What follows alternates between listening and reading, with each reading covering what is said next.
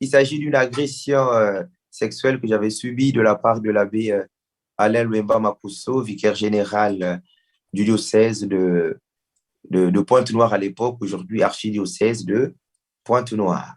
Et d'ailleurs, je signale que ce prêtre, qui paraît aux allures d'un ange, il a autour de lui beaucoup de jeunes, dont moi-même fus partie de ce mouvement-là dans mon enfance, de mon parcours. Vous avez dit, pardon, aussi, vous avez dit agression sexuelle, c'est un peu vague. C'est quoi exactement? Que s'est-il passé? Je sais que ce ne sont peut-être pas tous les prêtres qui sont compromis dans ce que vous êtes en train de dire, mais bon, on veut comprendre exactement ce qui s'est passé. C'est quoi lorsque vous dites agression sexuelle? Alors, je pense que le concept de... Si cela ne vous gêne pas, bien entendu, si on peut en parler ouvertement, mais sinon, si vous pensez qu'on ne peut pas en parler, on Alors, peut faire. et je sentais ces approches, vous voyez, Monsieur Perrin, je sentais bien dans ses yeux euh, qu'il avait envie de dire quelque chose. Et il est finalement arrivé à me le dire, d'accord?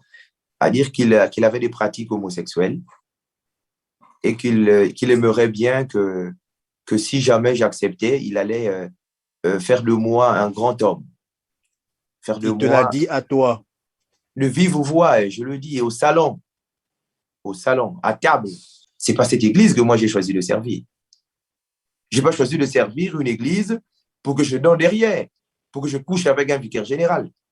Et il me dit, si je ne le fais pas, mais il va pourrir ma vie. Alors l'ami était Il choqué. te le promet à toi, si tu n'acceptes pas, il Il va me fera. pourrir la vie. Voilà, il va Il va me te pourrir la gâter la vie, tu vie. n'iras nulle part. Il dit, si tu ne l'acceptes pas, tu n'iras nulle part. Alors le 17, le 18, j'arrive. Autin Silla Guillard, un cousin éloigné, qui fait ses pratiques, et pour lui qui s'était donné pleinement dans ses pratiques, qui le faisait avec l'abbé Alain, il a d'ailleurs accepté de porter plainte contre l'abbé Alain. Lui, il est devenu bisexuel. Il le dit lui-même, je vous permets, il a donné l'autorisation de lire même son mémoire, son témoignage, que je vais vous transférer. Vous pouvez le lire, Autin Silla Guillard. Il fut président des responsables de Yamboté à Christ-Roi. Il est venu me voir, lui, le 18 décembre, le matin. Il me dit, Poussi, je répète bien ces mots, si tu veux être prêtre, il faut accepter de faire ce qu'il te demande.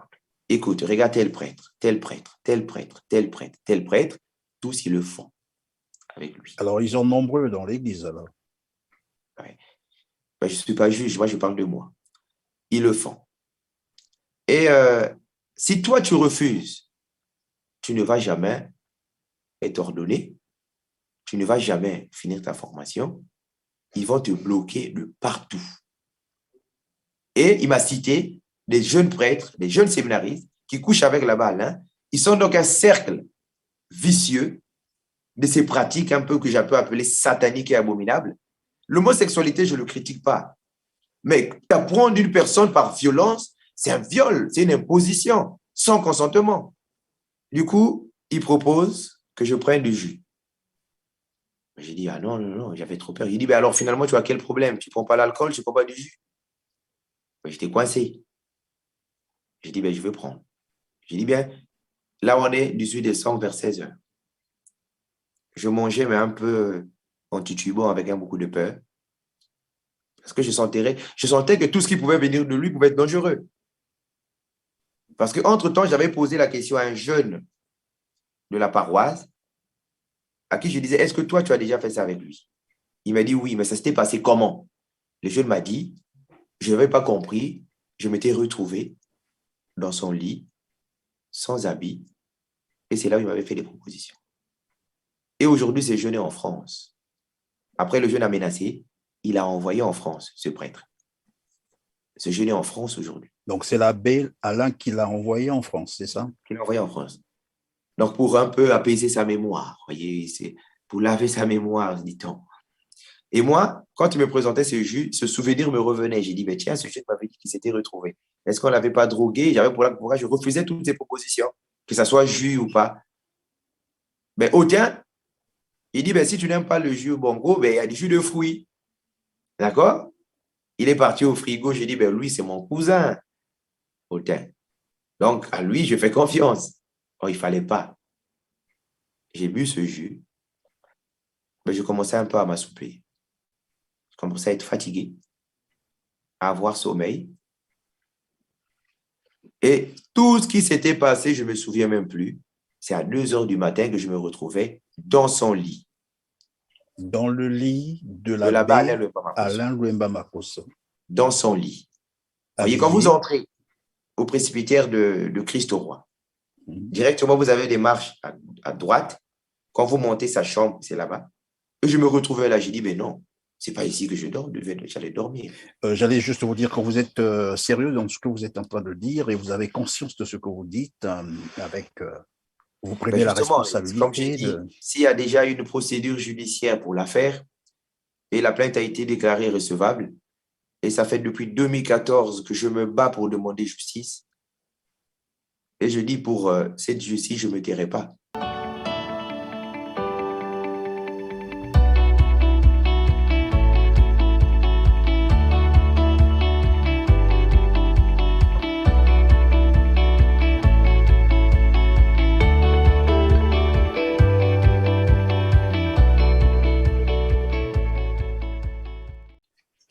Bonjour, bonsoir, mesdames, mesdemoiselles et messieurs, fidèles téléspectateurs de Teler TV. C'est encore un plaisir pour moi de vous retrouver dans ce numéro de Droit de savoir où j'ai le plaisir de recevoir Monsieur Poussy Sangou, un jeune Congolais qui va nous partager son histoire, une histoire rocambolesque. Je dis bien rocambolesque, très émouvante d'ailleurs, une histoire qui porte sur l'agression sexuelle. Où, quand, par qui, dans quelles circonstances. En tout cas, je suis très mal placé de vous le dire. L'invité que nous avons sur notre plateau, j'ai cité Poussy Sangou, est le mieux placé de nous en parler. Bonjour Poussy Sangou et merci d'être avec nous sur ce plateau. Bonjour Monsieur Perrin et mes chaleureuses salutations à tous les téléspectateurs de TLR TV et à tous nos chers compatriotes et tous ceux qui suivront cette émission. Alors donc, au nom de nos téléspectateurs et à tous ceux qui nous ont rejoints probablement pour la première fois sur TLR TV, je vous dis donc merci et soyez donc les bienvenus sur notre plateau. Monsieur Poussy Sangou, quand j'ai dit qui êtes-vous exactement, que pourriez-vous me répondre? Alors, il est fort difficile de se définir soi-même, mais on n'est que mieux placé soi-même pour parler de soi. Poussy Sangou était un jeune Congolais, comme vous l'avez si bien le dire, fils de Michel Sangou et de Banabio Pauline, un jeune engagé, artisan de paix et de vérité. Vous êtes né où et quand? Alors, je suis né le 28 mai 92 au Congo-Brazzaville. Congo-Brazzaville. Dans quelle ville, Voilà, je voulais dire? voilà. Dans quelle ville? À Brazzaville. À Brazzaville. Sangou est un natif de Brazzaville, à Mfilou, l'arrondissement 7. J'imagine que c'est par là que vous avez commencé vos études primaires, c'est cela? Alors, les aléas de ce pays ont fait que natif de 92 et 6 mois après, c'était la guerre civile de 93, ce qui a permis que je ne puisse pas vivre la joie de mon enfance, voyez. Et c'est une parenthèse où, pour moi, dès l'enfance, c'était les coups de canon, voyez, et tout jeune. Et donc, j'ai commencé mes études finalement à Pointe-Noire, occasionnées par la fuite de la guerre civile de 97, ce qui a fait que je commence mes études à Pointe-Noire. À Pointe-Noire. Dans quelle école comme ça, si je peux le savoir? Alors, j'ai fréquenté dans une merveilleuse école primaire où on s'asseyait parfois même le sol. Et il s'agit de 418 de Kwiku, une école pour ceux qui habitent Pointe-Noire. Ils connaissent très bien l'école primaire 418. J'aurais appris qu'il y a même un collège maintenant, à 418, à Kwiku. Ensuite, vous avez eu, je ne sais pas si c'est un appel, une vocation, mais vous avez eu, je crois, un goût pour l'Église. Vous avez eu des ambitions comme ça, une conviction qu'il fallait servir Dieu, c'est ça? Alors, j'ai eu la chance, comme dit dans la théologie, la première église, c'est la famille. Et moi, je suis né issu d'une famille profondément chrétienne. Mon père, Michel Sangou, il faisait presque le prêtre, le pasteur à la maison, il prie beaucoup. Et dès ma naissance, je me souviens que même son témoignage était tellement éloquent et teinté de spiritualité. Et ma mère aussi prie beaucoup. Et j'ai commencé l'église à la maison, l'église famille à la maison. Et donc, dès la maison, je me rappelle avec papa, chaque 19 heures, il fallait qu'on fasse un culte de prière. Et je me souviens encore, c'était très drôle, tout jeune. Je boudais un peu parce qu'il fallait prier avant de manger. Et donc, pour moi, la prière, c'est une initiation familiale, voyez. Et quand j'arrive à l'école primaire, au CM2, j'ai eu mon CP et je sentais déjà ce désir de servir le Seigneur. Pour moi, l'église était la merveilleuse maison. Comme dit le psaume, je suis dans la joie quand on me dit allons à la maison du Seigneur.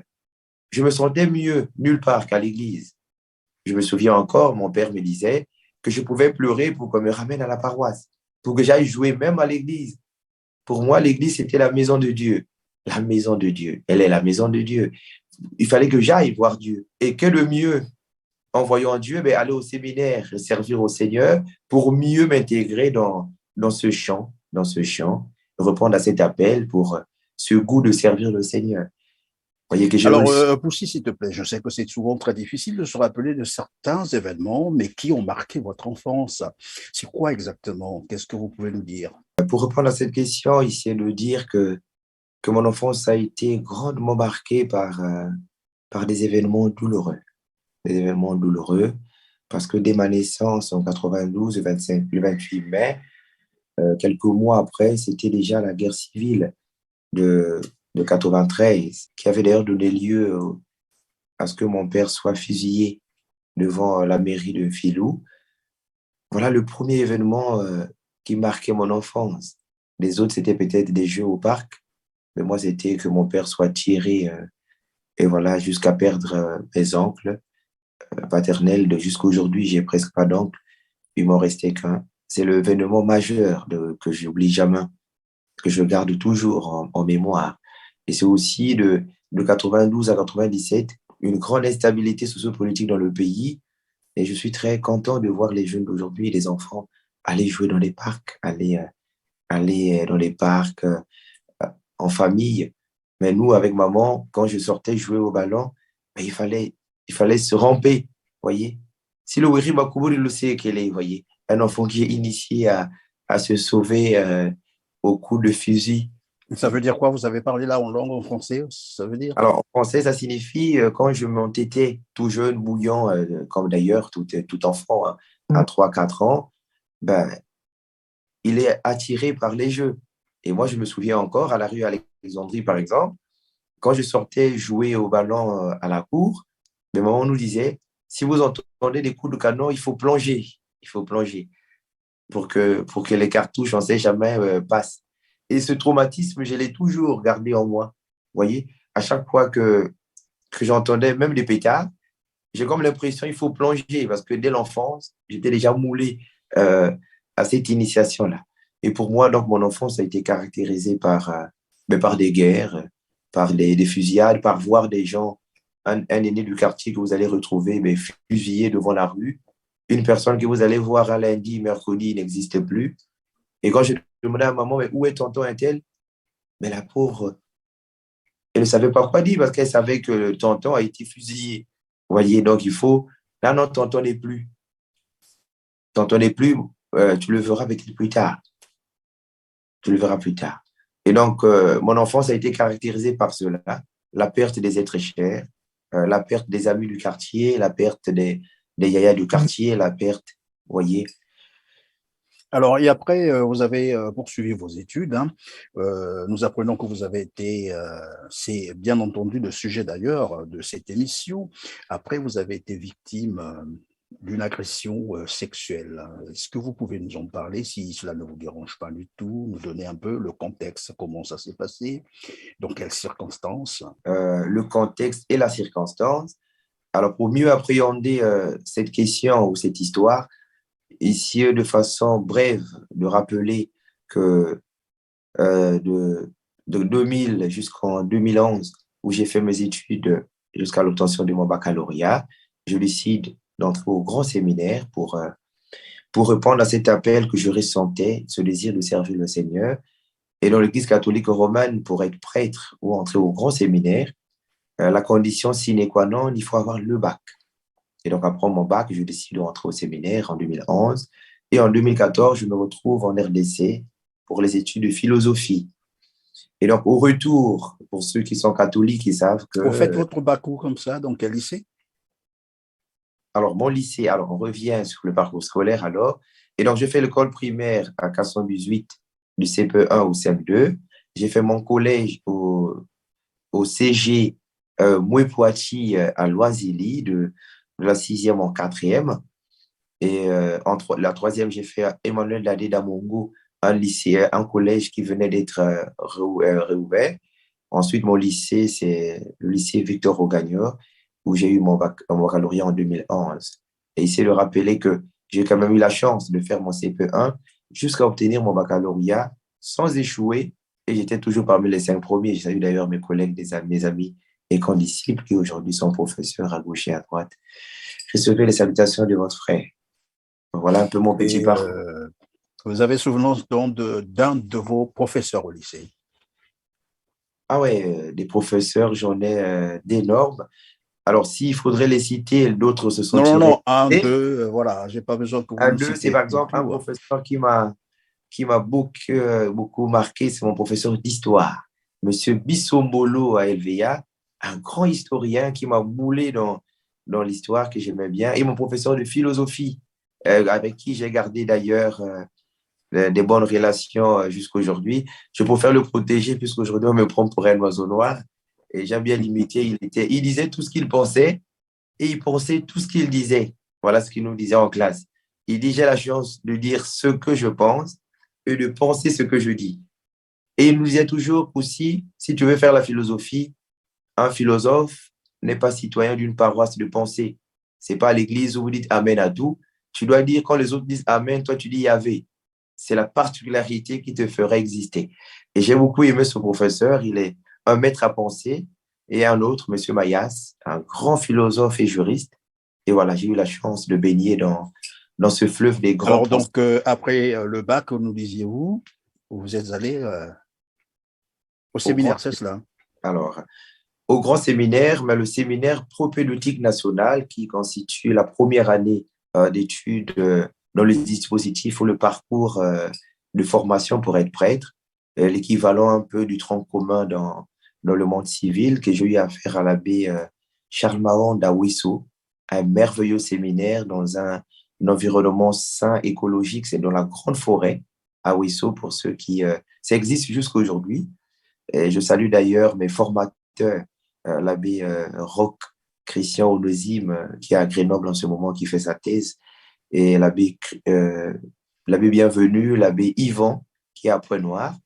Et nous avons un autre prêtre, l'abbé Fernand, qui est à Ouessant aujourd'hui. J'aurais appris qu'il devient curé ou vicaire général. Et là-bas, vos étudiants ont été sanctionnés par quel Alors, donc, c'est diplôme? une première année. L'objectif est, dès lors que vous validez votre année, vous entrez dans le grand séminaire de philosophie, c'est-à-dire vous continuez les études. Mais c'est déjà un séminaire qui est une institution para-universitaire, donc c'est l'université.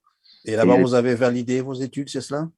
alors, très merveilleusement d'ailleurs, et je salue d'ailleurs mes amis de promotion, l'abbé Ngouba qui est à la cathédrale aujourd'hui, l'abbé Boussouba qui fut notre doyen, il devient aujourd'hui économe du diocèse d'Ifondo, l'abbé Schulte, père Schulte des Fils de la Charité. Et j'avais eu la chance, le bonheur d'être le majeur de cette promotion-là. C'est un bonheur alors que j'étais le plus jeune parmi eux. C'était Et on déjà me en quelle année, berçait là? l'année 2011-2012. Donc après mon bac aussitôt, donc l'année 2011-2012, l'année académique. Donc l'entrée sera en octobre. Et l'année finissait en juin en 2012. Et j'avais eu des bons formateurs, des très bons formateurs. Et pour moi, c'était l'école de la vie. Je salue l'abbé Albogast, un prêtre du CEDOESO d'origine rwandaise. C'était notre professeur de latin. Il aimait tellement le latin et j'ai gardé une phrase de lui. Il disait Non scholae sed dissimus vitae.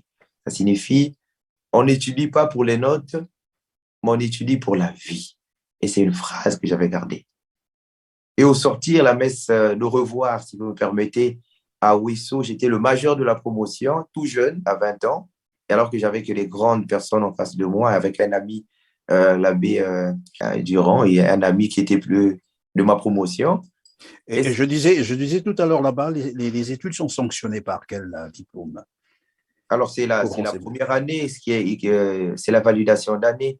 Vous voyez, c'est comme si vous êtes en L1 à Marien Il n'y a Wabi. même pas un rapport qui se fait lorsque vous terminez là-bas, Ah non, parce que c'est…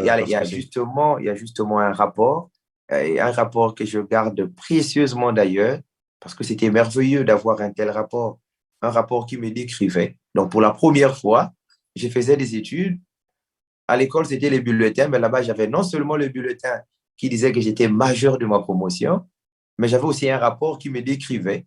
Et je trouvais ce rapport tellement merveilleux, puisque c'est des formateurs, ils ont été formés à former, voyez. Et quand ceux qui sont formés à former vous décrivent, et j'étais tellement heureux de sentir que les gens me Il disait quoi décrivaient de pareil. vous, par exemple? Vous étiez le plus gentil, le plus jeune, le plus intelligent?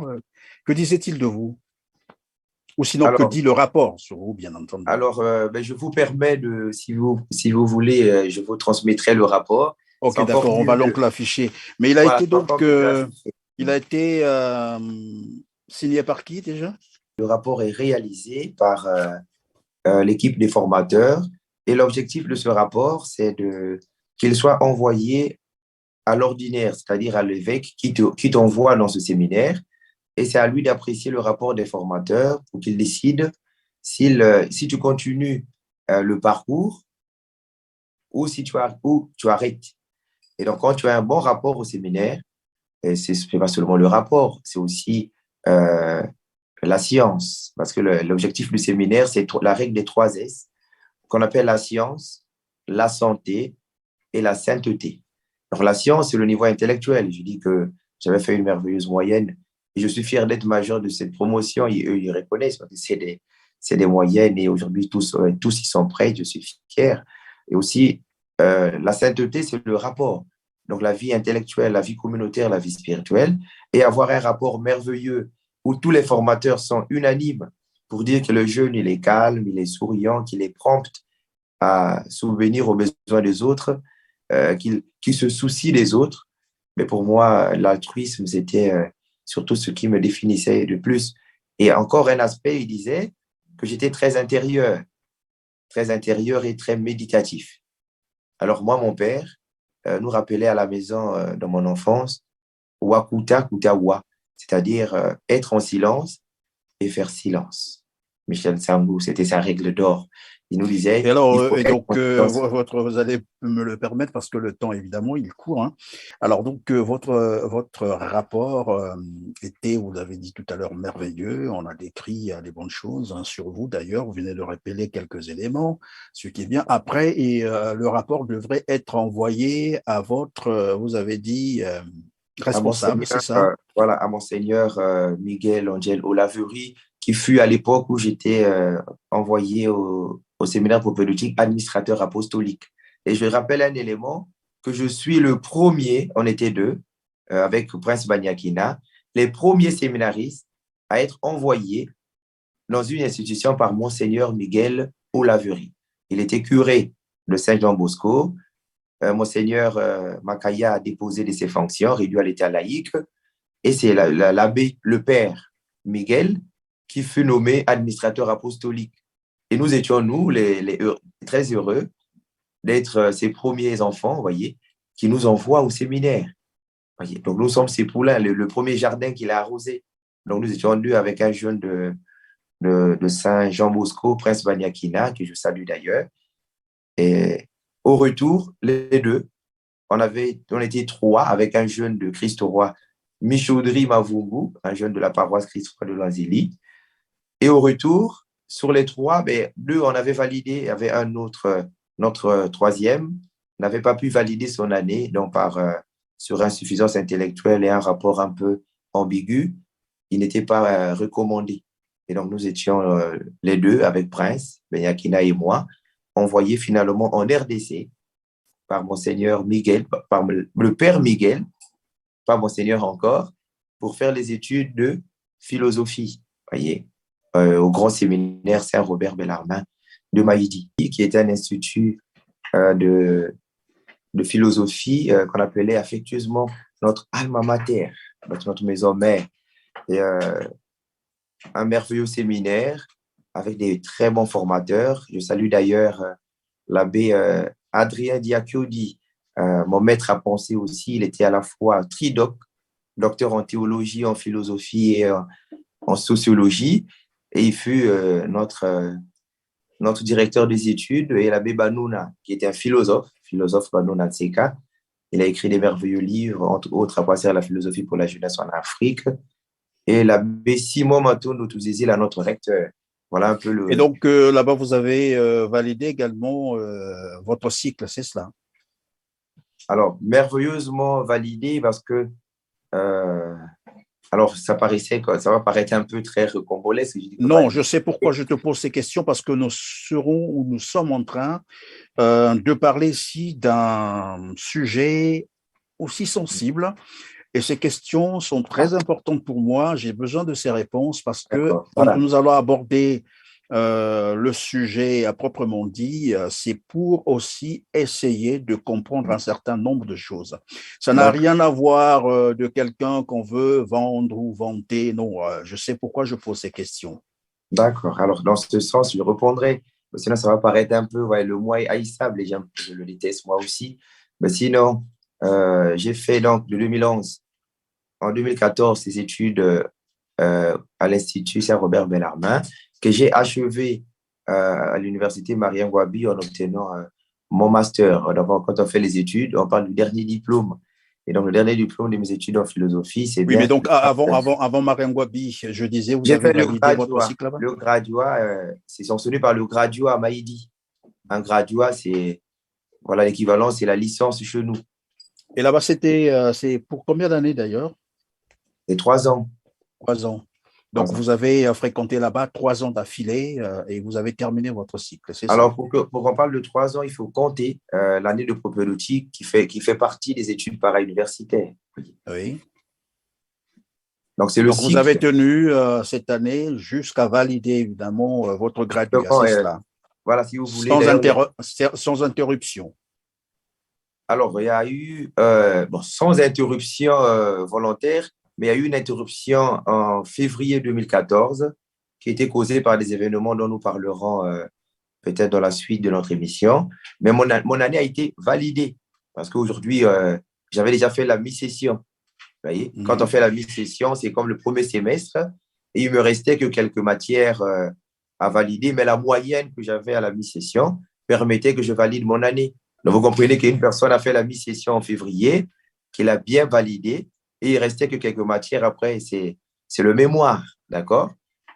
Alors, et puisque les raisons de mon départ étaient tellement justifiées, justifiables, mais ça me donnait la validation de mon année.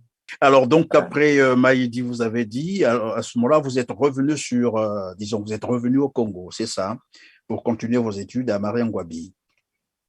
Alors, donc, dire que je suis revenu au Congo pour continuer mes études à Mariangwabi serait vraiment faire un grand saut et passer vraiment le nœud du problème. Parce que le fait que je rentre en février, c'est cette date ben, qui va tout justifier le sens même Alors, de donc, notre mission. parlons-en, puisque c'est cela le sujet central de notre émission. Qu'est-ce qui va arriver et comment cela va se produire? Il s'agit d'une agression sexuelle que j'avais subie de la part de l'abbé Alain Louemba Mapusso, vicaire général du diocèse de Pointe-Noire à l'époque, aujourd'hui archidiocèse de Pointe-Noire. Et d'ailleurs, je signale que ce prêtre, qui paraît aux allures d'un ange, aux allures d'un rassembleur, aux allures d'un père, il est fondateur d'une communauté qu'on appelle les Amis de Don Bosco. Et Don Bosco, c'est fut l'apôtre des jeunes. Et ce prêtre est, lui, fondateur d'un grand mouvement qu'on appelle les Amis de Don Bosco international. Et il a autour de lui beaucoup de jeunes, dont moi-même je suis partie de ce mouvement-là dans mon enfance, dans mon parcours. Vous avez dit, pardon, aussi, vous avez dit agression sexuelle, c'est un peu vague, c'est quoi exactement? Que s'est-il passé? Je sais que ce ne sont peut-être pas tous les prêtres qui sont compromis dans ce que vous êtes en train de dire, mais bon, on veut comprendre exactement ce qui s'est passé. C'est quoi lorsque vous dites agression sexuelle? Alors, je pense que le Si cela, concept si, de... si cela ne vous gêne pas, bien entendu, si on peut en parler ouvertement. Mais sinon, si vous pensez qu'on ne peut pas en parler, Alors, on peut faire un saut pour aller un peu plus non, non, non. Alors, ailleurs. moi, j'aimerais mieux en parler. C'est vrai qu'il y a des années, en parlant de ça, je fondais en larmes. Et je disais d'ailleurs, lors d'un procès euh, ici en France, puisque je suis maintenant en France, euh, je disais au juge que cette affaire, j'en parle. Et j'en parle la tête haute parce que j'en ai trop versé les larmes. Donc, si vous voulez, si vous me permettez en quelques temps, parce que si on va en question-réponse, ce serait très difficile. Je Oui, vous fais bien le entendu. recoupage. Mais dis-nous d'abord, c'était quoi exactement Parce que moi, l'agression je vous dis, sexuelle je dont vous vous fais un parlez? tableau de l'histoire et Oui, voilà, à la lumière de votre intelligence, vous donnerez les mots. Donc, en 2014, je suis donc en deuxième année euh, pour la RDC de philosophie. En vacances, nous avons ce qu'on appelle les stages vacances à Pointe-Noire. Et je vous demande de m'accorder au moins une minute pour que j'explique, je parce que vous en c'est un prie, sujet oui. très sensible. Allez-y, oui. Vous comprenez. Et donc, du coup, je suis envoyé à Christ au roi de l'univers, donc la paroisse qui est sous la juridiction ou sous la gouvernance de l'abbé Alain Louemba Maposso comme curé de cette paroisse. Et il assume aussi les fonctions de vicaire général. Sur l'agression sexuelle, et qui a d'ailleurs donné lieu à une plainte contre l'abbé Alain Louemba Maposso. Alors, sur les faits, les circonstances, en 2014, je suis envoyé à Christ au Roi Oui. en stage vacances. Pour les catholiques qui le savent, qu'un séminariste en vacances, il reste quelques semaines en famille, ensuite envoyé dans une paroisse entre le mois d'août et septembre pour faire une expérience pastorale en vue de la rentrée en octobre. Hmm. Euh, je suis donc envoyé à Christ au Roi. Les affectations sont vérifiables parce que ça a été publié à la radio Maria, signé par Monseigneur Miguel. Et à la radio, on disait, mais Poussy est envoyé à Christ au roi de l'univers. Nous sommes en quelle année là? Alors, excusez, le stage, c'est en 2013 et l'agression 2014. Il ne fallait pas que je puisse me perdre sur les dates. D'accord? Donc, il y a eu d'abord la genèse de l'histoire, si vous me permettez. Voilà. Donc, je suis envoyé en stage là-bas en 2013, au mois d'août. Les informations sont vérifiables. Il suffit d'aller voir les archivistes du diocèse de Pointe-Noire pour vérifier les affectations des stages vacances 2013. On verra que je fus envoyé à Christ au Roi auprès de l'abbé Alain Levant Maposso, curé, l'abbé Carli Boanga, vicaire. D'accord? Et il y avait un troisième vicaire, l'abbé Romial Niami. Voilà, dans les vicaires, je suis envoyé là-bas. Et nous étions d'ailleurs deux, avec un jeune qui venait de Wesso. Aujourd'hui, il est diacre à Sainte-Thérèse de Chimbamba. Il sera ordonné sans doute en juin, si son rapport est bon. Dagli, je ne sais pas si j'oublie, je l'appelais par un nom. Mais il est vérifiable, le diacre de Sainte-Thérèse de Chimbamba. Et quand j'arrive à la paroisse, ce fut d'ailleurs un mercredi, je venais de Christ au Roi, de Saint-Quisito, ma paroisse d'origine, toujours dans l'arrondissement 4. Donc, à pied, tu en as pour 45 minutes ou une heure quand tu marches bien. Je vais voir l'abbé Mas Célestin Guilherme, curé de ma paroisse d'origine, pour lui dire, je suis envoyé à Christ au Roi pour le stage. Il me dit, ben, va d'abord, ensuite, tu repars. Tu vas faire connaissance avec ton curé, que je connaissais d'ailleurs, parce qu'il faut aller te présenter que c'est moi qui suis envoyé dans ta paroisse pour le stage. Quand j'arrive, ben, je le vois à l'entrée d'ailleurs de son bureau du presbytère. Nous étions deux, avec un autre, l'abbé Kevin Batantou, voilà, qui est lui fils de la paroisse. Il était là pas en stage, mais dans sa paroisse d'origine, vous voyez. Et donc, l'abbé Alain me dit, ben, tu vas aller travailler au forage, au forage. Je dis, mais mon père, le stage pastoral n'est pas le forage. Hein. Le forage, c'est... Il dit, ben oui, il faut aller travailler au forage. Et donc, nous allons, avec le jeune, j'ai oublié le nom, qui est en stage diaconal aujourd'hui à Sainte-Thérèse de Chibaba, c'est vérifiable puisqu'il existe. Et donc, on va travailler au forage jusqu'au moins à 19h. Il faudrait qu'on rentre pour, pour donner notre recette au curé. Voyez. Notre recette, combien on Et avait travailler au fourrage, ça voulait dire quoi? Faire quoi mais exactement? travailler au fourrage, mais comme au Congo, vendre de l'eau. Donc, les gens à Loisili, l'eau potable est une denrée rare. Et donc, c'est la paroisse qui a un fourrage. Et les gens de Makayabou, des alentours, viennent avec des bidons acheter de l'eau à la paroisse, ce qui est drôle, hein, d'ailleurs. Une paroisse qui vend de l'eau à ses fidèles, aux chrétiens, à la paroisse qui devait faire la charité, mais qui vendait de l'eau. Voyez. Et moi, déjà, j'aimais pas ce concept, vous voyez. Je dis, mon père, je ne vais pas aller vendre de l'eau. Et le fourrage, paraît-il, fut un don. Mais si on a fait un don à la paroisse, et la paroisse vend de l'eau à ses riverains, et je me rappelle, les mamans boudaient. Et il y avait la rigueur de l'abbé Alain. Il fallait que la recette soit à la hauteur. Je disais à ce jeune-là qui est aujourd'hui diacre, avec l'abbé Kéfé Batantou, à l'époque, Kéfé Batantou est un ami confrère, je dis, mais écoutez, on ne va pas vendre de l'eau. De l'eau, la paroisse devait en donner gratuitement. Il dit, non, là-bas, Alain, il aime la recette. Je dis, donc, sur quoi il insiste sur la recette? Je dis, mais c'est drôle. D'ailleurs, on me prenait déjà pour un chat noir et on va faire la recette. On nous dit, ben, ah oui, mais vous avez fait une bonne recette. Je me rappelle, c'était 63 000. Le Alors que jour.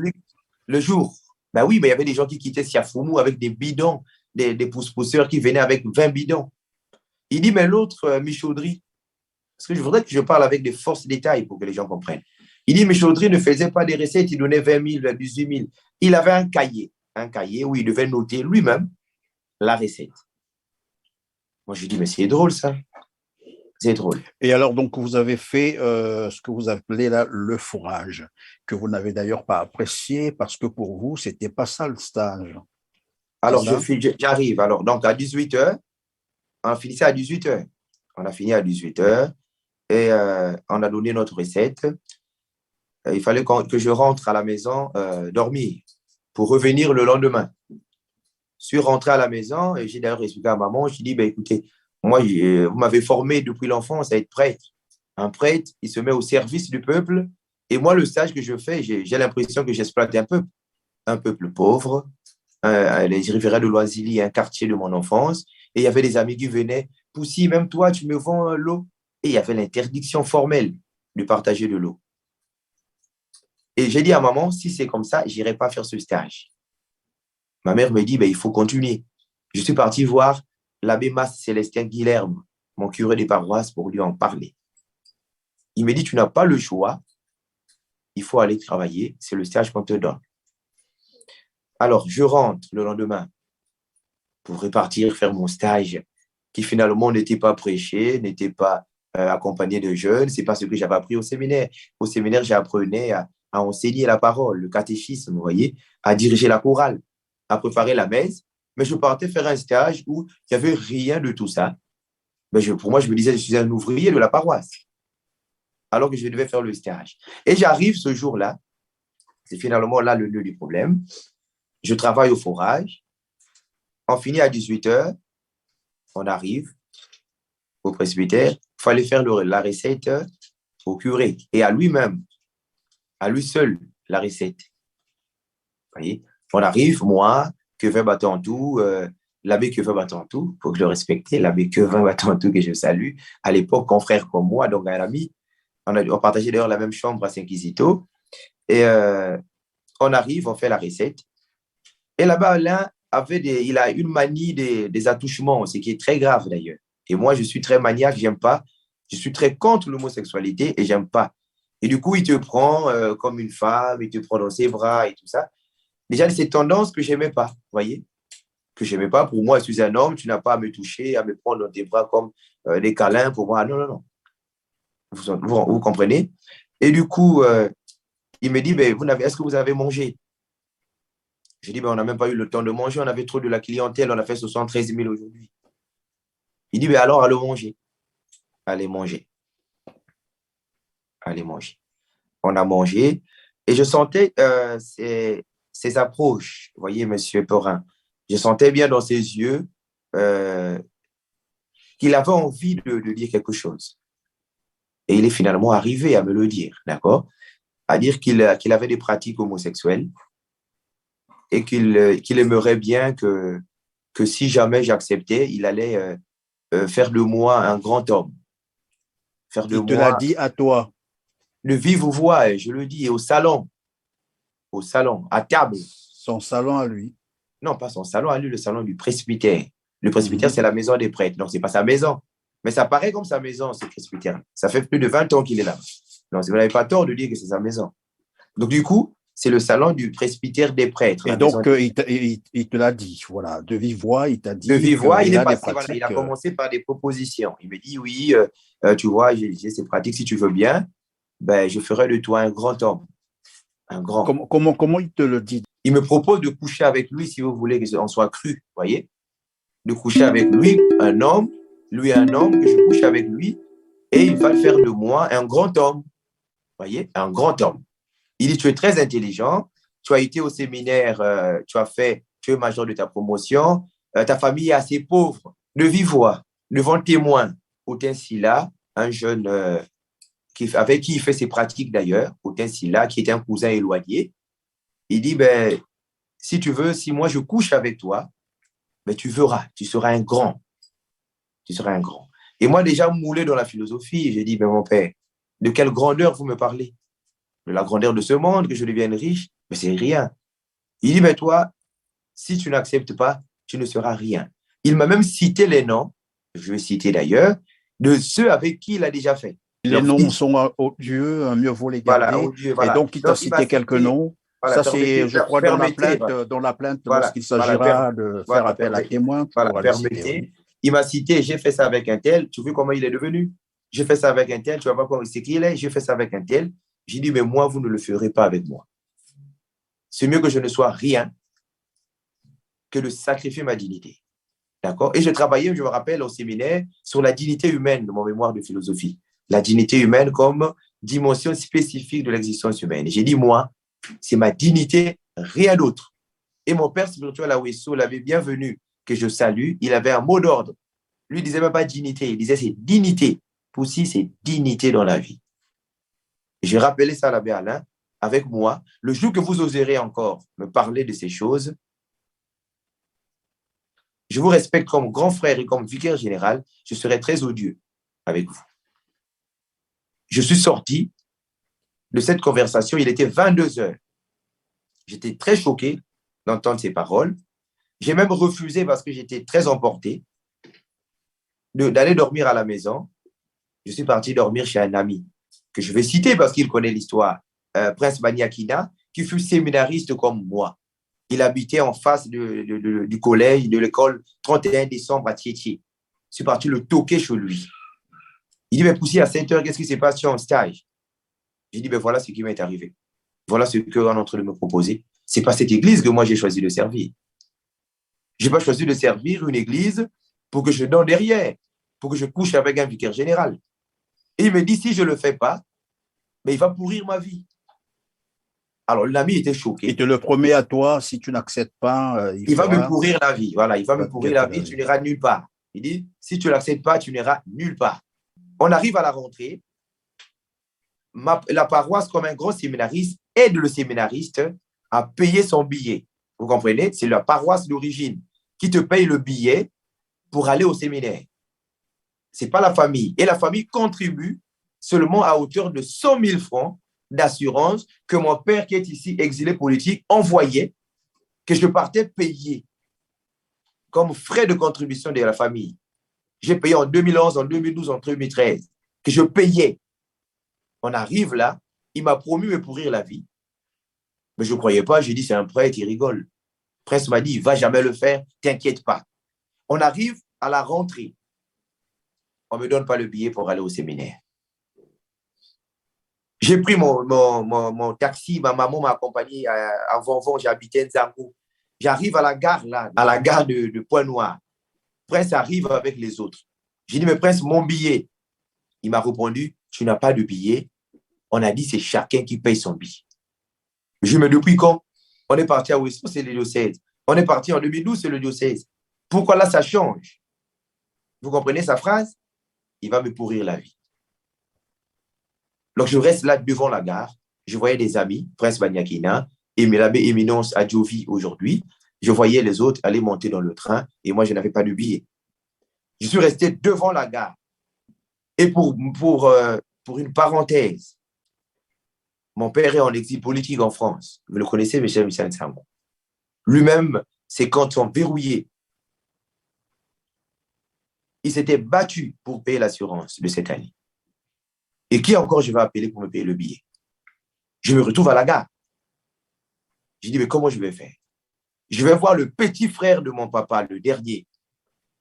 Papa Gabi, lui encore, c'est mon papa, et je vais le citer. Lui aussi très pauvre, ma famille est très pauvre, extrêmement pauvre. Malgré leur métier, mais même ce gouvernement nous verrouille dans tout. Je vais le voir, j'ai dit, je n'ai pas de billet pour aller au séminaire. Il dit, mais c'est l'église qui paye le billet. J'ai dit, moi, on ne m'a pas payé le billet. On ne m'a pas payé le billet. Il dit, mais écoute, moi, je n'ai rien. Je suis menuisier, tu sais, je n'ai pas de marché. Si tu veux, allons creuser un puisard, que j'ai un marché, et on va creuser ce puisard, tu auras de quoi, on va me payer 30 000, toi tu prendras 25 000, tu payes le billet. Vous me permettez que j'explique ta tapera? Allez-y, je vous en prie. Et je vais travailler avec mon oncle. J'ai dit, j'appelle pas ma maman, parce que je sais, je l'avais laissée malade. Elle n'avait rien, ma maman. J'ai dit, même si je repars à la maison, personne n'aura les moyens pour me payer le billet. Donc, je dois me battre comme un homme. Mon oncle, mon papa me dit, ben alors, donc, oncle, comme en France, le petit frère, le dernier de mon papa, il me dit, que tu me dis boulot, allons creuser ce prix. J'ai dit, allons. Je suis un grand faiblard, un grand fainéant, mais j'accepte de faire ce travail manuel parce que je dois aller au séminaire. Faire un puisard. Un puisard, donc creuser un grand puits comme ça. On a commencé à travailler avec lui. Mon téléphone était presque déchargé. Et donc, je suis parti brancher mon téléphone à la charge. Vous savez, à Pointe-Noire, il y a des cabines téléphoniques qui font office de chargeur de téléphone. Donc, je vais donner mon téléphone là-bas, moyennant 100 francs. À Ngoyo, je cite bien l'adresse, c'est à Ngoyo, arrêt Pouma. Je suis parti donner mon téléphone, on creusait ce puisard, là où il y a le cinéma, Vidéoclub. On a creusé. Vers 17h, je suis parti brancher mon téléphone, j'avais du sable. J'étais tout jaune, vous voyez, ça explique. Quand on creuse un puits, on est sale. J'avais attaché un truc, je suis parti donner mon téléphone. Je suis revenu faire ce travail avec mon papa. On finit vers 20h. J'ai dit à papa, mais je suis fatigué. Il dit, ben, on doit finir pour qu'on nous paye. On doit finir pour qu'on touche la somme. On finit à 22h. Quand je repars prendre mon téléphone, le jeune avait déjà fermé. Entre autres, je lui avais interdit de répondre aux appels. Il a quand même répondu à l'appel. Et c'était ma maman qui avait appelé la pauvre, qui même pour avoir 100 francs de crédit, c'est difficile, mais qui devait s'assurer si je suis arrivé à Brazzaville ou en RDC, où je partais. Vous comprenez bien l'histoire. Et donc, quand il appelle, le monsieur lui dit, mais il n'est pas en RDC, il est ici, en Goyo, et je l'ai trouvé bizarre, tout jaune et tout ça. C'est comme s'il n'est pas normal. Vous comprenez le contexte? Parce que j'étais en train de creuser un puits. Maman s'est dit, ben, finalement, il est en Goyo, on m'a dit qu'il a du sable sur la tête et tout ça. Elle ne comprend pas le film. Quelqu'un qui est parti avec sa valise pour aller à la rentrée au séminaire, se retrouve avec du sable et tout. La pauvre, elle est partie à Saint-Quisito à 23h avec mes frères, voir mon curé de paroisse, ma paroisse d'origine, la Méma Célestin. Ils ont toqué au portail, ils sont rentrés.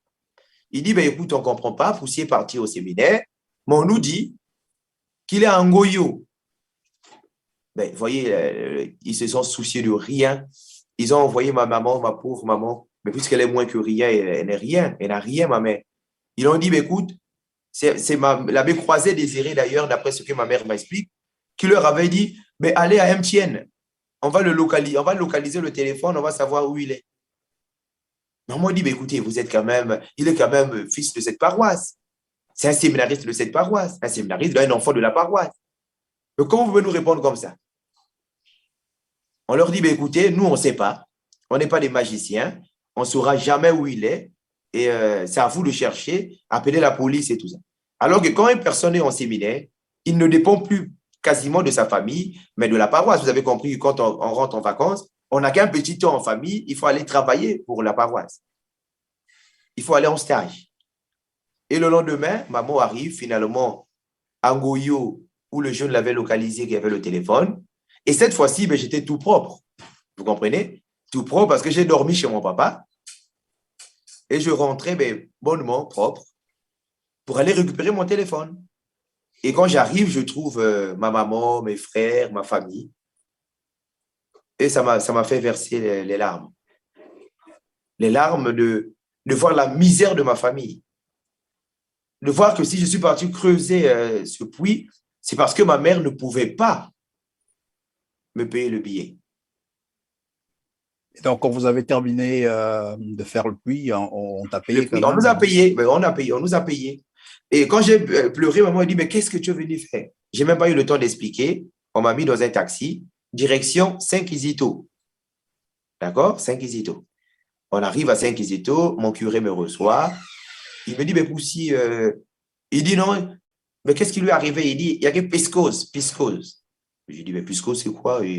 Donc lui, il trouve les mots, quoi. Il n'est ni médecin, ni, voilà. Un prêtre, il dit que non, c'est une piscose qui me fait ça. J'ai dit, mais mon père, piscose de quoi? Ça, c'est quel curé qui le dit? L'abbé Mas, Célestin Guilherme, il est actuellement vicaire à Saint-Jean-Apôtre, à Pointe-Noire. Il dit, c'est une piscose à ma maman. Et ma mère, vous comprenez, ma maman, je vous ai dit au départ, elle est très chrétienne. Pour elle, piscose égale folie. Alors qu'il n'y avait rien de tout ça. Ils m'ont pris, ils m'ont emmené dans un groupe de prière, puisque c'est le prêtre qui a dit que l'enfant souffre d'une piscose. À un moment, je me rappelle quand on m'a dit piscose, piscose c'est quoi? On arrive, le berger raconte tout un speech. Vous voyez, il est d'ailleurs en vie, hein, Papa Mayas, vers Rouille. Il dit non, l'enfant, je ne sais pas si c'est vrai, l'enfant veut être initié à la franc-maçonnerie. C'est le prêtre qui veut l'initier, donc son esprit est fort, et c'est pour ça qu'il fait ça. Je dis à un moment, il raconte n'importe quoi, c'est pas ça. Moi, j'avais un problème de billet. Si vous me payez le billet, je repars au séminaire. Vous voyez? Et il Et me dit, pendant que tout cela se passe, vous êtes déjà victime de... non, là, je ne suis pas encore victime. Là, Oui, on est encore à l'étape de la proposition et des menaces en me disant que tu verras, je veux te pourrir la vie. oui. Voilà, donc on est vraiment là, on doit suivre la chronologie. Et donc, du coup, le lendemain, l'abbé Massidi alla à la maison, revenir le lendemain, on va voir mon curé, et mon curé m'amène voir l'abbé Alain, qui est donc le vicaire général. C'est lui qui décide. Le vicaire général, c'est comme le premier ministre. On va le voir, il me dit, mais pourquoi tu n'es pas parti? Oui, pourquoi tu n'es pas parti? Et moi, ça me rappelle dans ma tête sa phrase, je vais te pourrir la vie. Je ne peux pas lui répondre comme ça devant ma maman, devant maman Bertie, Coucou, qui est d'ailleurs qui est d'ailleurs une mère qui l'a vu grandir, qui est la grande sœur de ma maman, devant ma famille. J'ai dit, j'avais manqué de billet pour aller au séminaire. Il me dit, mais donc, c'est seulement que pour le billet que tu n'es pas parti. Je dis, ben, je n'avais pas d'argent pour aller. Mais en fait, pendant que tu en parles, quelles sont vos relations ou quelles étaient vos relations avec l'abbé Alain Demba? Alors, avec l'abbé Alain, on n'a pas seulement une relation hiérarchique où je suis séminariste, lui vicaire général, non. C'est pour moi un grand frère aussi, puisque je vous ai dit que je suis né à Brazzaville et on a fui la guerre à Pointe-Noire. Et quand on a fui la guerre, on logeait à Matendé, chez la grande sœur de ma maman, Madame Bertine Coucou. Son mari, c'est Monsieur Papa Coucou Auguste. Et notre aîné de famille là-bas, donc mon cousin Germain, d'heureuse mémoire, il y a Richard Coucou, fut le grand ou l'ami de l'abbé Alain. D'accord? Et donc, tout jeune, 4 ans, l'abbé Alain m'a connu tout enfant. Avant qu'il ne soit prêtre, il venait chez nous à la maison. Je l'ai vu séminariste, l'abbé Alain, moi jeune. Et c'est un ami de mon grand frère, donc un grand frère de la famille. Je ne sais pas si vous comprenez. Donc, il J'ai compris. connaît Et donc, on vous renvoie donc au séminaire, c'est ça? M. Perrin. On ne me renvoie pas au séminaire. C'est-à-dire, on est parti le voir, lui, en tant que vicaire général. Pas comme un grand frère de la famille lointaine ou la famille élargie africaine. On va le voir, c'est lui qui a la décision. C'est lui le vicaire général, je vous dis, l'adjoint de Monseigneur. Et Et qu'est-ce c'est le qu'il chargé des décide? vocations des séminaristes. Et donc, quand je vais le voir, accompagné de ma famille et de mon curé de paroisse, l'abbé Célestin Guilherme, on va le voir, il nous pose la question, pourquoi je ne suis pas parti? Et je réponds en disant que je ne suis pas parti parce qu'il m'a manqué le billet. Il m'a manqué le billet. Et donc, il me dira, donne-moi le numéro de ton recteur, je vais l'appeler pour que tu repartes au séminaire. Je lui ai dit, mais vous n'avez pas besoin d'appeler le recteur. parce qu'on est encore à la rentrée. On est encore à la rentrée. Et moi-même, j'avais déjà annoncé à mes amis séminaristes, donc à l'abbé Éminence actuellement, donc Éminence Adjouvi, qui est l'abbé Éminence actuellement, à Prince Maniakina, qui était de ma promotion. Et on avait reçu des nouveaux, des néos, donc ceux que nous avaient donné pour aller avec nous. C'est donc Armel Swami, aujourd'hui l'abbé Armel Swami, Fichol, l'abbé Fichol aujourd'hui, Lego Titembo, l'abbé Lego Titembo aujourd'hui, secrétaire de Monseigneur Miguel actuellement. Donc j'ai appelé, eux ils étaient de nouveau là-bas, j'ai appelé Éminence pour lui dire je vais venir un peu en retard, d'accord? Et vous connaissez pourquoi? Parce que je n'avais pas le billet. Donc ils avaient déjà annoncé au recteur que pour s'il viendra en retard, ils ont trouvé d'autres raisons. Voyez, pour expliquer mon retard. Et là-bas, elle me dit, ben, tu reviens me voir demain. On est rentré à la maison. Moi, j'ai dit à ma mère, je ne repartirai pas le voir. Je savais pourquoi j'avais refusé d'aller pas le voir. Parce qu'il avait promis qu'il va me pourrir la vie et il m'avait posé une condition que si je voulais avoir la facilité comme les autres, il fallait que j'accepte moi aussi de coucher avec lui. D'accord? Je refuse. J'ai dit à maman, ne repartez pas là-bas. Trouvez-moi seulement le billet. Je vais repartir moi-même au séminaire. Ma famille, très pauvre, c'est cotisé. C'est cotisé. Qui t'a donné 5 000, 20 000. Et papa a appris. En France, il a envoyé, je me rappelle encore, il m'avait envoyé un costume avec 200 000 francs pour que je reparte. Je suis reparti au séminaire. J'arrivais, c'était déjà la 3e semaine. Donc, les autres étaient déjà à la rentrée. Quand j'arrive, je me suis adapté, je me suis mis au travail pour rattraper les cours.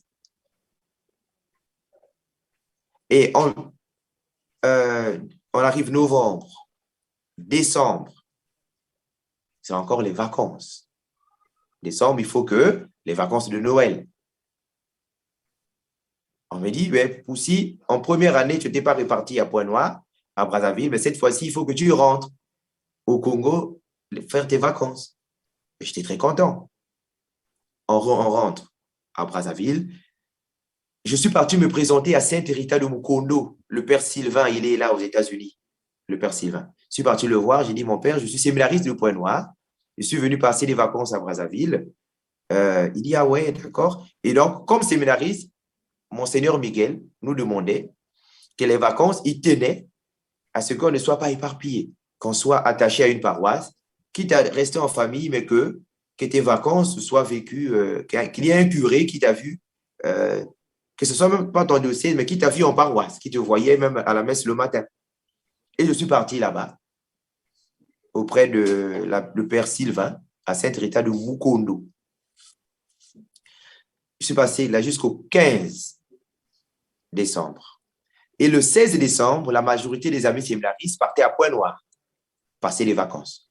J'ai dit, mais moi aussi, j'irai passer les Pointe-Noire, les vacances de Noël, la messe de Noël à Pointe-Noire, parce que je suis de Pointe-Noire. Vous comprenez? Je prends mon billet. J'avais d'ailleurs demandé un service au père Sylvain. Il m'avait donné 25 000 francs. Le père Sylvain. Là, il est aux États-Unis. Il est en vie. Il m'a donné 25 000. J'ai pris mon billet. Le Gazelle, 14 300. J'ai encore les souvenirs. Je suis parti à Pointe-Noire. Quand j'arrive à Pointe-Noire, le 15, l'abbé Alain demande qu'on aille l'aider pour les festivités de Noël. La majorité des amis séminaristes sont partis. Parce qu'ils savent que quand ils vont là-bas, à la fin, ils leur donnent 5 000, quitte à 10 000, quitte à 100 000, tout ça. Vous voyez? Moi, j'ai dit, je n'irai pas là-bas. Je n'irai pas là-bas. Les amis me disent, mais non, il a besoin des séminaristes parce qu'il veut organiser une grande festivité de Noël. Mais j'accepte. Parce que sinon, on va continuer à me prendre pour un réfractaire qui bout tout. Vous voyez? Et donc, je suis parti le 16 décembre. J'ai dit avec exactitude parce qu'il y a tout un procès. J'ai mon mémoire, là, si on veut nous parler de mon mémoire. Oui, le 16 décembre, on reviendra là-dessus. Le 16 décembre, je vais à Christ-Roi. Il me demande de m'occuper des servants d'hôtel. Le président des servants d'hôtel à cette époque, c'est d'ailleurs un jeune que j'avais formé à Saint-Quisito quand j'étais responsable des enfants de cœur avant d'aller au séminaire. Il me dit, mais comme il me demande d'aller former les servants d'hôtel, mais ce n'est pas grave. C'est mon domaine, c'est mon groupe. Donc, je me sortirais bien. Je suis parti Je ne vais pas citer son nom pour le protéger, le pauvre. Je suis parti travailler avec des enfants de cœur.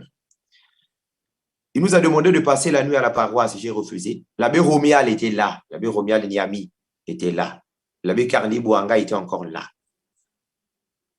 J'ai refusé de dormir à la paroisse. Je suis parti dormir chez moi à la maison parce qu'on n'est pas loin. C'est Christ Roi et le marché Puicou en bas, c'est pas loin. J'ai dit, j'irai dormir à la maison. Demain, je reviendrai le matin. Donc, le 17, je reviens, ça se passe bien. Il continuait toujours à me faire des propositions. Alors, le 17, et pendant qu'il te faisait ces propositions, tu en avais parlé à tes amis, non? Ben oui, mais les amis sont dans le jeu. Eux, ils ont accepté, voyez. Donc, même si tu leur parles, ils vont te dire, ben, toi, pour qui tu te prends? Donc, il y avait une phrase merveilleuse, il disait, tu crois que c'est toi qui vas changer ce monde? Vous voyez, il y a même un qui me disait, Akin, yo, Kanissi, on doit changer beaucoup. Yo, Kanissi, on doit changer l'église. Tu vois? Tu penses que c'est toi qui vas changer cette église? Et eux, ils étaient déjà dans les pratiques, dans ces pratiques. Dans les pratiques, voilà, dans les pratiques. Alors, le 17, le 18, j'arrive. Autin Silla Guillard, un cousin éloigné, qui fait ses pratiques. Et pour lui, qui s'était donné pleinement dans ses pratiques, qui le faisait avec l'abbé Alain, il a d'ailleurs accepté de porter plainte contre l'abbé Alain. Lui, il est devenu bisexuel. Il le dit lui-même, je vous permets, il a donné l'autorisation de lire même son mémoire, son témoignage, que je vais vous transférer. Vous pouvez le lire, Autin Silla Guillard. Il fut président des responsables de Yamboté à Christ Roi. Il est venu me voir, lui. Le 18 décembre, le matin, il me dit, Poussi, je répète bien ces mots, si tu veux être prêtre, il faut accepter de faire ce qu'il te demande. Écoute, regarde tel prêtre, tel prêtre, tel prêtre, tel prêtre, tel prêtre, tous ils le font avec lui. Alors, ils sont nombreux dans l'église, alors. Ouais. Ben, je ne suis pas juge, moi je parle de moi. Ils le font. Et si toi tu refuses, tu ne vas jamais être ordonné, tu ne vas jamais finir ta formation, ils vont te bloquer de partout. J'ai fui. Je suis parti prendre un Sanson, je suis parti voir ma mère, je lui dis, regarde ce que Yaoutin est en train de me dire. Je l'appelle Yaoutin parce que c'est un cousin éloigné. On me dit, il t'a dit quoi? J'ai dit, il me demande de coucher avec l'abbé Alain, sinon je ne vais pas devenir prêtre, et que lui couche avec lui. Et il m'a cité des jeunes prêtres, des jeunes séminaristes qui couchent avec l'abbé Alain. Ils sont donc un cercle vicieux de ces pratiques un peu que j'ai pu appeler sataniques et abominables. L'homosexualité, je ne le critique pas. Mais quitte à prendre une personne par violence, c'est un viol, c'est une imposition, sans consentement. La vie est un choix, il dit Jean-Paul Sartre. Nous sommes une liberté qui choisit. Quand une personne dit « je ne veux pas », je ne veux pas. Mais lui, il utilisait son pouvoir. Il promettait monts et merveilles aux jeunes. Aujourd'hui, j'ai des témoignages de ces jeunes qui, lorsque j'ai parlé, ils ont accepté de porter plainte aussi contre lui. Ils ont dit, Poussi, j'avais accepté de le faire avec lui, pas parce que j'avais envie, mais parce qu'il me disait, je ferai des messes noires sur toi, tu vas devenir fou, tu vas devenir ici, tu connais, j'ai tel pouvoir. Donc, il y avait les menaces verbales comme ça. Les menaces verbales et l'abus de pouvoir, surtout l'abus de pouvoir. L'abus de pouvoir. Et moi, je vous ai dit que mon papa m'a formé à être un homme. Michel Sangou. Et un manguier ne peut que donner les mangues, un figuier ne peut que donner des figues. Et mon père me disait, t'as la foi, t'as la honda. C'est-à-dire que pour la liberté, pour ta dignité, s'il faut te tuer, on doit te tuer. Sinon, tu ne sers à rien. Et je suis reparti voir ma mère. Ma mère m'a dit, moi, j'irai le trouver, Alain. J'irai le voir. Et puisque il y a ma grande sœur qui est bien avec lui, qui l'appelle maman, j'irai voir Richard, d'heureuse mémoire, mon confrère, qui est son ami, pour que eux aillent le voir pour lui dire, s'il continue à te faire des propositions pareilles, disons à te menacer, ce ne sont plus des propositions. Voilà, des menaces comme ça, il va marcher sur mon cadavre. Ça, c'est ma mère qui me dira. Et elle m'a dit, repars là-bas, qu'il te touche. Et nous allons voir. Mais il ne fallait pas que j'accepte. J'ai dit, maman, tu dis que je repars finir mes heures du stage. Il dit, oui, repars. J'ai dit, mais non. Il dit, repars seulement. Et on va voir. Je suis reparti. C'était 14 heures. Je suis parti voir avec les chorales. Et lui rentrait dans sa voiture, une sorte de voiture noire comme ça, j'ai oublié la marque, un peu Pajero, un peu longue cruiser comme ça. Il rentre et il appelle les gens avec beaucoup d'orgueil, un but de lui-même. C'est-à-dire, il peut être là, vous pouvez être là-bas, il ne peut jamais crier, quoi. Jamais. Donc, pour t'appeler, il t'appellera Peurin, Peurin, et c'est des gens qui sont dehors, qui doivent crier à sa place. Lui, il ne peut pas crier. Et donc, j'entendais Poussi, Poussi, et les gens qui étaient dehors, ils doivent trembler devant lui. Poussi, Poussi, le curé t'appelle, le curé t'appelle. J'arrive. Il dit, est-ce que tu as mangé? Je dis non. Il dit, tu peux aller manger. Or, je dis, mais manger, c'est moi qui dois savoir si j'ai faim ou non. Il dit, mais moi, je vais sortir, viens manger avec moi. On est parti à table avec Michaudry Mavungu, avec une religieuse qui travaillait pour lui à Christ-Roi, qui préparait. On était à table. Il est descendu avec du vin. Il dit, tu veux bien partager du vin avec moi? J'ai dit, oh, non, non, non.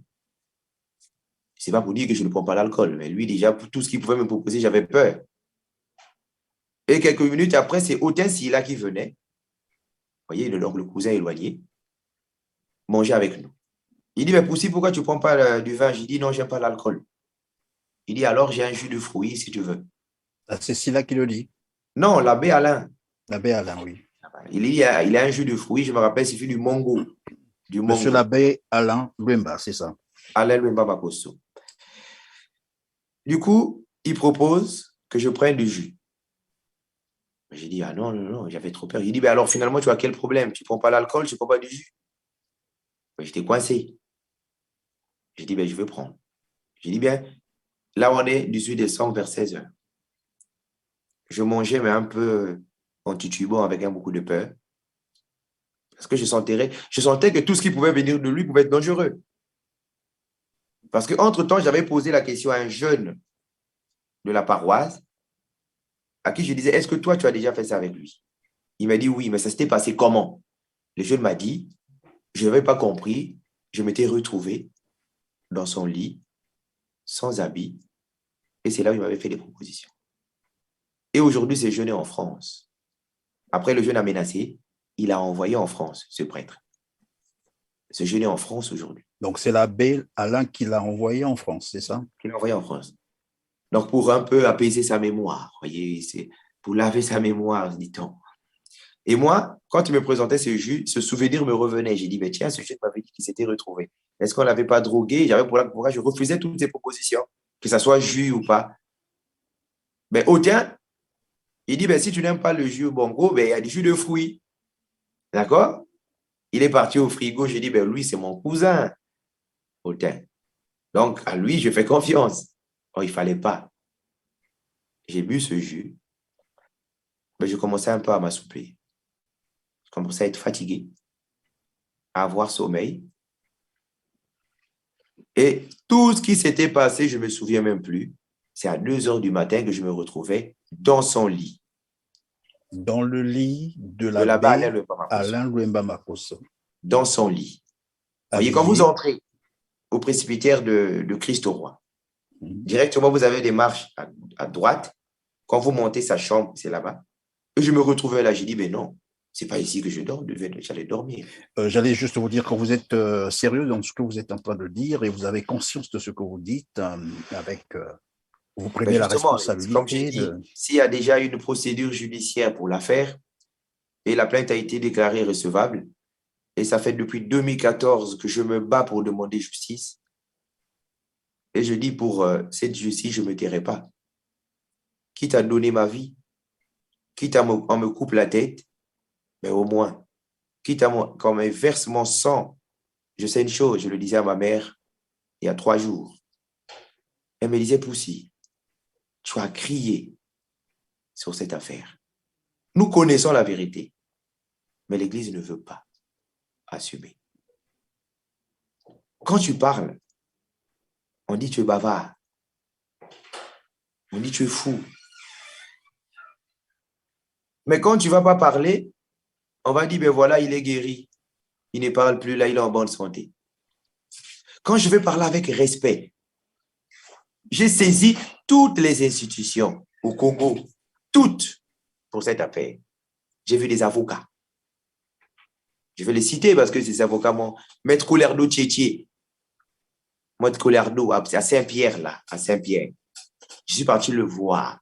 C'est une des femmes, je suis parti la voir.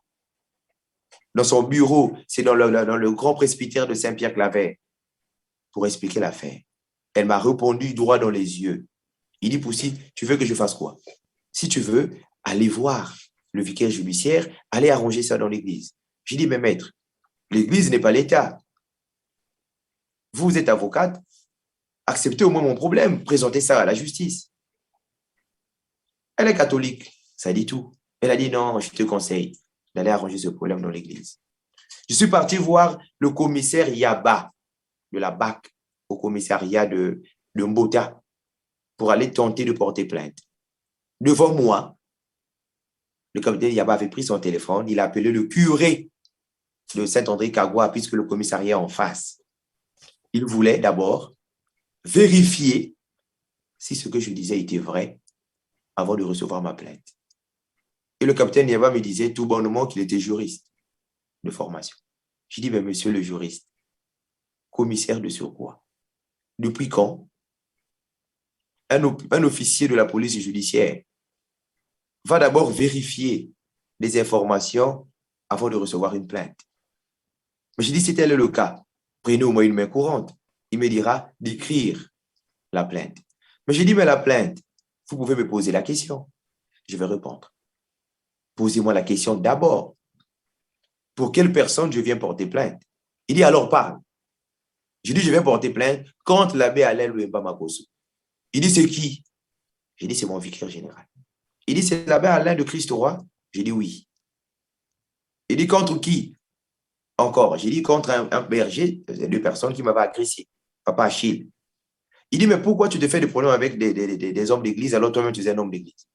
J'ai dit, mon frère, si vous permettez même que je vous appelle mon frère, vous êtes mon compatriote. Vous m'avez demandé des vérifications. Et là, on passe des vérifications au jugement et d'ecclésiologie. Est-ce que je n'ai pas le droit de porter plainte à un autre prêtre? Et vous m'avez dit tout à l'heure ici que vous étiez juriste. C'est de quel droit que vous voulez me parler? Ça, c'est le droit familial, peut-être. Il avait trouvé mes propos insolents. Il a pris son téléphone, il a appelé le curé de Saint-André-des-Kagwa. Il dit, j'ai un jeune de mon bureau qui veut porter plainte contre l'abbé Alain et contre Papa Achille. Il dit, c'est qui? J'entends le téléphone, son téléphone sonnait, parlait fort. Il dit, c'est qui le jeune? Il dit, c'est Poussi, parce que je le connais bien, le capitaine Yama. Il dit, ouf, faut pas le suivre, c'est un fou. Faut pas le suivre, c'est un fou.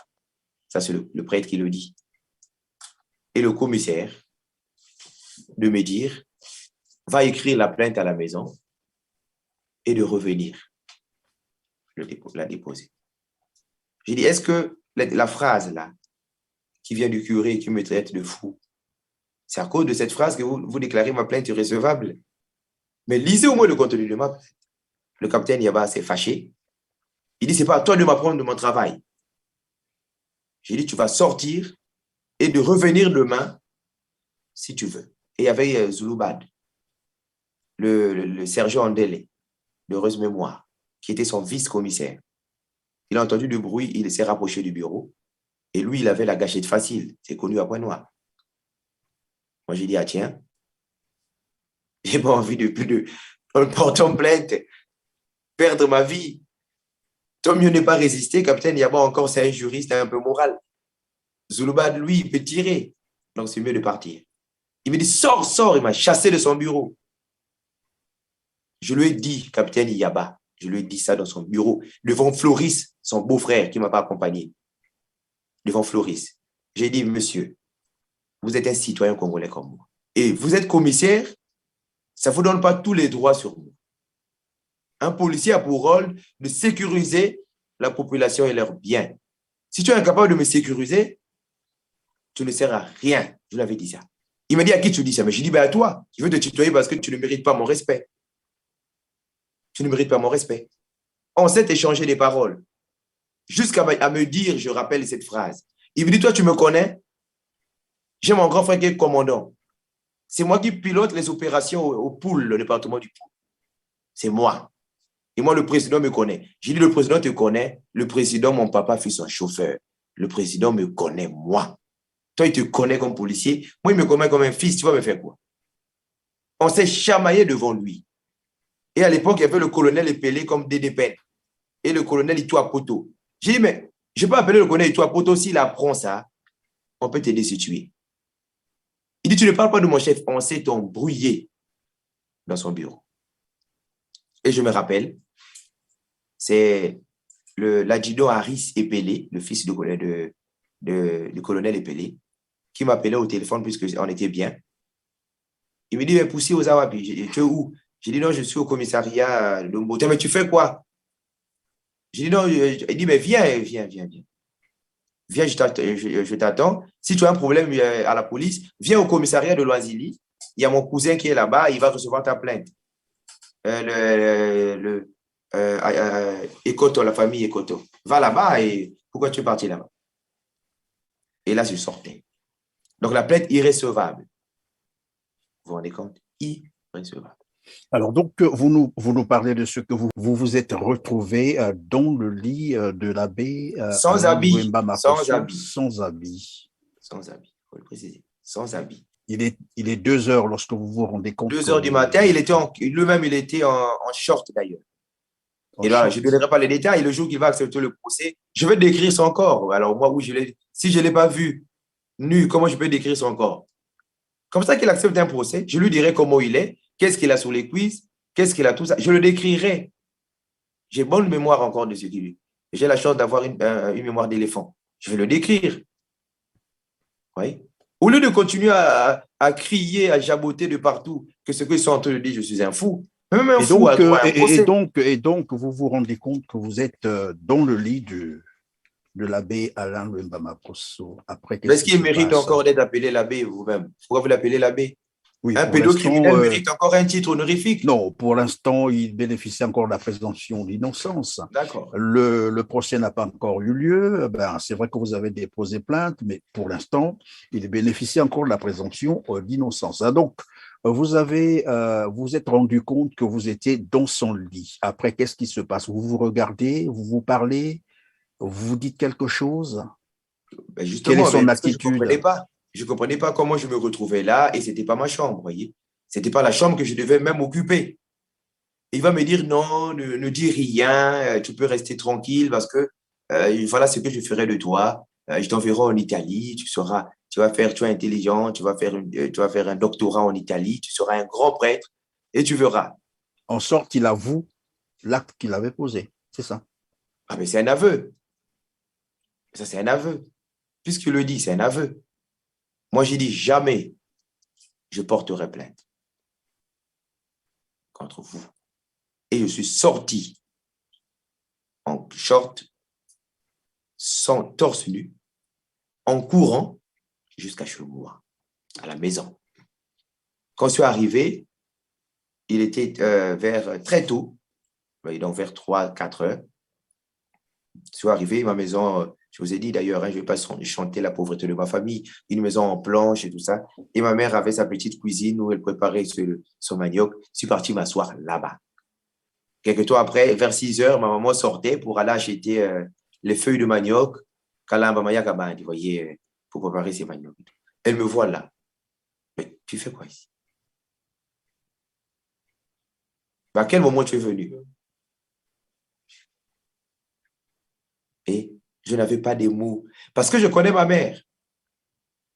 Je connais que ma mère elle-même, elle n'a vécu que des traumatismes dans sa vie. En 93, on tirait sur son mari. Elle a pleuré son mari. Elle a fait 3 jours de veuve en 93 parce que Bakalaba Koubouli. Et 3 jours après, elle apprenait que le mari était à l'hôpital, n'était pas mort. Vous comprenez le traumatisme qu'a ma maman? Et entre 97, elle a au moins la chance de venir vivre à Pointe-Noire avec son mari, même si c'était plus dans les conditions aussi aisées comme à Brazzaville, où il y avait la maison. Notre maison, ma maison natale avait été cassée. En 2002, son mari devait être évacué vite fait en France parce que là où on avait tiré mon papa, là donc, son bras ne bouge même pas. Il faisait encore un accident parce que malgré ça, ses droits étaient fermés. Aucun salaire, aucun droit. Il travaillait à l'Ofinacom, on n'était pas payé. Il travaillait à la présidence, il ne rien du tout. Son argent d'évacuation bloqué chez Crédit Lyonnais jusqu'aujourd'hui. Et il faisait taxi comme ça, mon papa. Il fait l'accident dans un gros camion. Il faut qu'il soit évacué. Il a vendu encore le grand camion là. Et ma mère ne voyait que des misères et des misères pareilles. Et depuis que son mari est venu en France en 2002, ce gouvernement aussi, le monsieur, il réclame ses droits de victimes de guerre. On le fait passer pour un révolutionnaire, pour une personne qui est contre le gouvernement. Il n'a même plus le droit de rentrer au Congo depuis 2020. Et moi, mon papa, je suis resté au CE1. J'ai fait 20 ans, je ne voyais pas mon papa. Ma petite sœur qui aujourd'hui a 20 ans n'a jamais vu, il ne connaît pas le visage de mon papa, ou c'est peut-être au téléphone. Il faut comprendre les traumatismes comme ça. On n'est pas une famille de victimes, vous voyez. Qu'est-ce qu'on a fait à ce gouvernement? Qu'est-ce qu'on a fait à ce pays, le Congo? Aussi bien l'Église que le gouvernement. Et ma mère restait, elle avait 37 ans, ma maman. Et aujourd'hui, elle a 58 ans. Elle n'a jamais vu son mari. Elle est fichée S dans ce pays. Elle n'a même pas le droit d'aller même en RDC. Et moi, je ne voulais pas rappeler, ajouter encore à ma mère un message comme ça. Je me suis calmé. Elle m'a posé la question, le stage, oui, le stage est fini. J'ai dit non, ce n'était pas un stage. J'étais venu pour aider la balle hein, à faire... Mais pourquoi tu es torse nu comme ça? J'ai dit non, j'étais parti courir. Mais tes yeux sont rouges. J'ai tenu. J'ai dit, je ne parle pas d'abord. Elle m'a dit, j'espère que tu n'as pas encore un problème de billets. Et j'ai profité de dire, oui, je n'ai pas un problème de billets. Et ma mère m'a dit que j'étais en train de faire carte. Vous voyez, le carte, c'est comme une micro-crédit. Elle partait déposer son argent. Tontine, comme ça, oui. Tontine. Elle dit, carte et nani. Mutuelle, oui.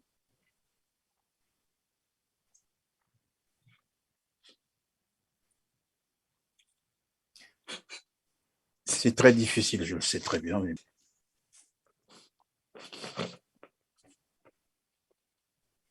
Aussi, tu peux prendre un peu de courage, s'il te plaît.